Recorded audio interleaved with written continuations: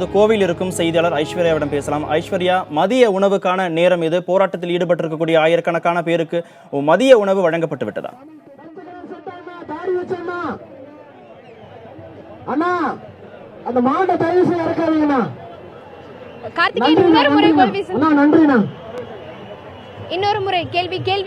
ஐஸ்வர்யா, போராட்ட களத்தில், கோவை போராட்ட களத்தில் ஆயிரக்கணக்கான இளைஞர்கள் கூடியிருக்கிறார்கள். மதிய உணவுக்கான நேரம் இது. உணவை எடுத்துக்கொண்டார்களா போராட்ட களத்தில் இருப்பவர்கள்?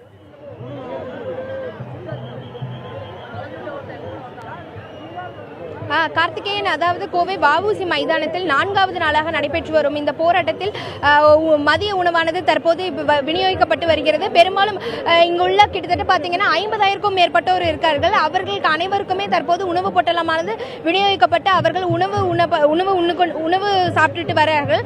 இருந்த போதிலும் இங்கு குழுக்களாக பிரிந்து இந்த ஒருங்கிணைப்பு பணியை மேற்கொண்டு வரும் இளைஞர்கள் அனைவரும் உணவு உண்பார்களா என்று அவர்கள் அந்த செக் பண்ணிட்டு வந்துட்டு தான் இருக்காங்க கண்டினியூஸா. அதாவது இங்க ஒவ்வொரு முறை அந்த உணவு இவர்களுக்கான தேவையான உணவு குழுக்களாக பிரிந்துதான் அவர்கள் குறிப்பிட்டு தான் தரார்கள். அதாவது முதலில் பெண்கள், அதாவது குழந்தைகள், அடுத்தது பெண்கள், அடுத்தது இளம் பெண்கள், அடுத்தது பெரியவர்கள், இது போன்று தங்களுக்குள்ளேயே பகிர்ந்து உண்ணும் இந்த களத்தில், இந்த போராட்ட களத்தில் நம்மால் பார்க்க முடிகிறது.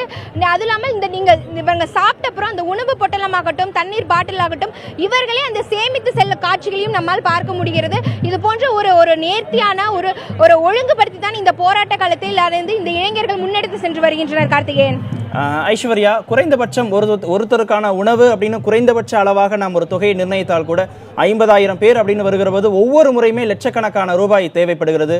உணவு, பிஸ்கட் பாக்கெட் அப்படின்னா வருகிற போது லட்சக்கணக்கான ரூபாய் தேவைப்படுகிறது. இந்த செலவுகளை எல்லாம் அவங்க எப்படி ஈடுகட்டிக்கிறாங்க? அவங்களுடைய சொந்த பணத்தை போட்டே அதெல்லாம் ஈடுகட்டுறாங்களா, அல்லது வேறு தரப்பிலிருந்து அவங்களுக்கு ஏதேனும் வழங்கப்படுகிறதா?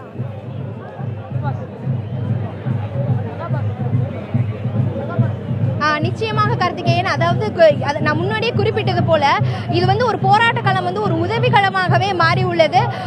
முதல் 2 நாட்கள் பார்த்தீங்கன்னாவே இவர்களுக்கான உணவு தேவை, பொட்டலங்கள் தேவை இவர்களாகவே குழுக்களாக பிரித்து அதற்கான ஏற்பாடுகளை பூர்த்தி செய்து கொண்டனர். ஆனால் இவர்களுடைய போராட்டத்தை அதை பார்த்து கொண்டு இங்கு கோவை சுற்றுவட்டார பகுதி மக்களும் சரி, பல்வேறு அமைப்புகளும் சரி, அவர்கள் தானாக முன்வந்து இவர்களுக்கான வசதியை ஏற்படுத்தி வருகின்றனர். குறிப்பாக நாம் இவர்களிடம் பேசும்போது இவர்களே குறிப்பிட்ட விஷயம் என்னவென்றால், ஒரு சில அபார்ட்மெண்ட் எல்லாரும் ஒன்னாரும் சேர்ந்து அவங்களே சமைச்சு கொண்டு வந்து இங்க தராங்க அப்படின்லாம் சொன்னாங்க. அப்புறம் பல்வேறு அமைப்புகள் அவர்களாகவே முன் வந்து இவர்களுக்கான சாப்பாடு என்னென்ன தேவையோ அதெல்லாம் கொண்டு வந்து கொடுத்துட்டு இருக்காங்க. தண்ணீர் பாட்டில்கள், அது மட்டும் இல்லாமல் இவர்களுக்கு குளுக்கோஸ், அதாவது இப்ப பாத்தீங்கன்னா வெயில் ரொம்ப அதிகமாகவே இருக்கு. இங்க எல்லாருமே, அதாவது சிறியவர்கள் இருக்காங்க, பெரியவர்கள், பெண்கள் எல்லாரும் இருக்காங்க.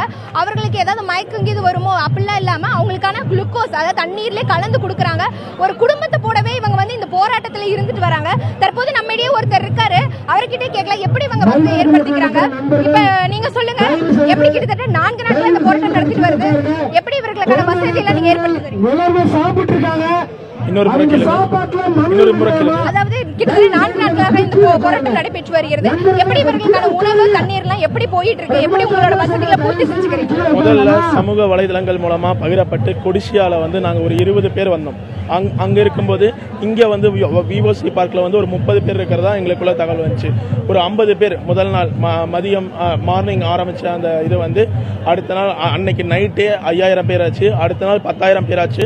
இப்ப அடுத்த நாள் 20,000 பேர். இப்ப 50,000க்கு அதிகமான பேர் இங்க இருக்காங்க. அத்தனையும் தன்னார்வம் கொண்டு ஜல்லிக்கட்டை வெறும் விளையாட்டை மட்டுமா பார்த்துட்டு இருந்தாங்க. எப்போ ஜல்லிக்கட்டு தங்களின் பாரம்பரியம், ஜல்லிக்கட்டம் தங்கள் இனத்தின் அடையாளம் அவங்களுக்கு தெரிஞ்சதோ அப்பவே என்னோட இனம் அழியக்கூடாதுங்கிற அந்த ஒரு அழிய விட மாட்டேனாங்கிற அந்த ஒரு கோபம், அந்த ஒரு தன்னெழுச்சியில நாங்க உட்காருவோம். இது எத்தனை நாளாலும் பரவாயில்லன்னு இரவு பகல் பாராம இங்க உட்கார்ந்து நாங்க பண்ணிட்டு இருக்கோம். எங்களுக்கு சப்போர்ட்டா எங்களோட குடும்பத்தார், எங்களோட பெண்மணிகள், அவங்க குழந்தைகளோட வராங்க. குழந்தைகளோட நைட்டு இங்கே படுத்து உறங்கி